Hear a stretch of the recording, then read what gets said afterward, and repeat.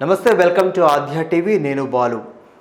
స్వర్ణాంధ్రప్రదేశ్ ఇది ఉమ్మడి ఆంధ్రప్రదేశ్గా ఉన్నప్పుడు అప్పటికి తెలుగుదేశం పార్టీ అధ్యక్షులుగా ఉన్నటువంటి చంద్రబాబు నాయుడు గారు ఆ రాష్ట్రానికి పెట్టుకున్నటువంటి పేరు. రాష్ట్రాన్ని స్వర్ణమయంగా చేస్తానని అన్నటువంటి ఆయన భావన. ఆ తర్వాత రాష్ట్రం విడిపోయిన తర్వాత కూడా ఆ స్వర్ణాంధ్రప్రదేశ్గా ఉంచుతూ ద రైజింగ్ స్టేట్ అంటూ ఆయన కొత్తగా ఒక పేరుని క్రియేట్ చేశారు. అంటే ఒక పక్కన రాష్ట్రాన్ని అభివృద్ధి పరిచే విధంగా చంద్రబాబు నాయుడు గారు వెళ్తుంటే, ఇప్పుడు ఉన్నటువంటి జగన్మోహన్ రెడ్డి ప్రభుత్వం దాన్ని గంజాయి ఆంధ్రప్రదేశ్గా మారుస్తూ ఉంది. ఎందుకంటున్నారంటే, తాజాగా విశాఖపట్నం దగ్గర నుంచి తీసుకున్నట్లయితే ఇటు ఆ తర్వాత అనతి కాలంలో తిరుపతి, ఆ తర్వాత రాజమండ్రి, నిన్న విజయవాడలో స్కూల్కి వెళ్ళే పిల్లలు దానికి సంబంధించి గంజాయి తాగుతూ గంజాయి మత్తులో ఊటం చూస్తూ ఉన్నాం. చాలా సందర్భాలలో చాలా కొన్ని తిరుపతిలో అయితే తిరుమల కొండపైన గంజాయి దొరుకుతుంది, కింద తిరుపతి కింద స్కూల్ విద్యార్థులు గంజాయి మద్యం స్వీకరిస్తూ దొరకడం చాలా సందర్భాలు చూస్తున్నాం. విశాఖపట్నంలో అయితే ఏదో ఒక పంట పొలాలుగా నాటినట్టుగా, వరి నాట్లు నాటినట్టుగా కొన్ని ఎకరాలు గంజాయి నాటుతూ ఉన్నప్పటికీ కూడాను చాలా కాలం వరకు అసలు అవి గుర్తించకుండా ఈ ఎత్తున పెరిగిన తర్వాత అప్పుడు ఎవరో ఫిర్యాదు చేస్తే ఆ ఫిర్యాదుకు అనుగుణంగా వెళ్ళి అక్కడ విశాఖపట్నంలో స్థానికంగా ఉన్నటువంటి పోలీసులందరూ వెళ్ళి ఆ ఎకరాలలో పెరిగినటువంటి గంజాయి వనాల్ని మొత్తం నేలమట్టం చేసిన సందర్భం మనం చూస్తున్నాం. అంటే మీడియా దృష్టికి వచ్చిన తర్వాత మాత్రమే ఆ తంతు జరిగింది తప్పిస్తే అప్పటిదాకా ఆ మోపుగా పెరిగినటువంటి ఆ గంజాయి చెట్లకు పెరిగేదాకా కూడాను ప్రభుత్వ పెద్దలకు కనపడకుండా పోయింది. అదేవిధంగా విశాఖపట్నంలోనే ఒక అపార్ట్మెంట్లో తీసుకున్నట్లయితే ఏదో రూఫ్ గార్డెన్ లాగా ఇంటి మొత్తం చిన్న కుండీల్లో గంజాయి మొక్కల్ని పెంచేసేసి అక్కడ యూనివర్సిటీస్కి అప్పటికే ఇస్తున్నారు, అటు లభ్యమవుతుందని మనం చూస్తున్నాం. ఎందుకు ఈ గంజాయి ఎందుకు ఎక్కువైపోయింది? గతంలో తీసుకున్నట్లయితే మద్యం స్వీకరించాలంటే చాలా డబ్బును వాళ్ళు, మందు తాగాలంటే డబ్బును వాళ్ళు తాగుతారనేది ఒక నానుడు ఉండేది. ఇవాళ రేపట్లో అసలు ఆ నానుడి దగ్గర నుంచి మద్యం అనేది చాలా అలవోకగా, చాలా రోజుకి కూలినాలు చేసుకున్నటువంటి వాడు కూడా మద్యం లేకుండా ఉండలేని పరిస్థితిలో మద్యాన్ని నేను కాలక్రమేణా తగ్గించుకుంటూ వస్తాను అన్నటువంటి జగన్మోహన్ రెడ్డి దానికి ప్రతి సంవత్సరం దాని యొక్క ఆదాయం రెట్టింపు చేసుకుంటూ వస్తున్నాడు.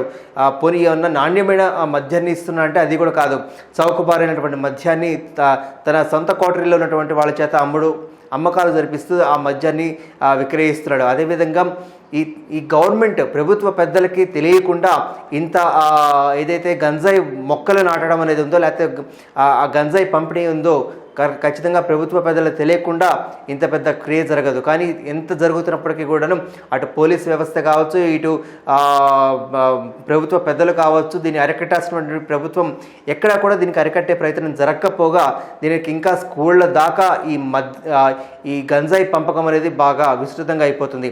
మరొక స్కూల్ యాజమాన్యాలు అట్లాగే ఉన్నాయి. ఎంతవరకు తల్లిదండ్రులు కాపలా కాసుకుంటూ కూర్చుంటారు, ఇంట్లో పనులు ఉంటాయి, లేకపోతే ఆ ఉద్యోగాలు వాళ్ళకి సంబంధించి.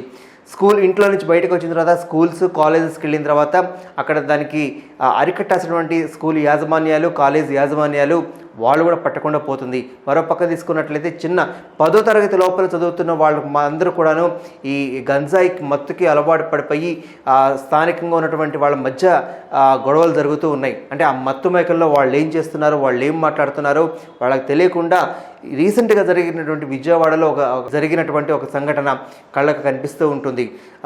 ఈ గంజాయి తీసుకున్నటువంటి ఆ మత్తులో ఒక వ్యక్తిని పొడిచి చంపిన వైనం మనం చూస్తున్నాం. దీనికి సంబంధించి చంద్రబాబు నాయుడు గారు తన ట్విట్టర్లో పెట్టుకుంటూ ఎటుపోతుంది రాష్ట్రం అంటూ ఆయన ఆవేదన వ్యక్తం చేస్తూ ఉన్నారు. ఇక్కడే కాకుండా చాలా ప్రదేశాల్లో కూడా ఇదే జరుగుతుంది. ఇప్పటికే మద్యం మత్తులో చాలా కాపురాలు కూలిపోతున్నాయి. అదేవిధంగా అకాలమైనటువంటి గొడవల కారణంగా మనస్పర్ధలు, గొడవలు, కొట్లాటలు, కేసులు ఇంత జరుగుతున్నప్పటికీ కూడా లా అండ్ ఆర్డర్ని అరికట్టడంలో జగన్మోహన్ రెడ్డి ప్రభుత్వం వైఫల్యం చెందిందని చెప్పాలి. స్థానికంగా ఇప్పుడు దొరికినటువంటి ఈ గంజాయి కూడా ఈ ప్రభుత్వ వైఫల్యం ఖచ్చితంగా కనిపిస్తూ ఉంది.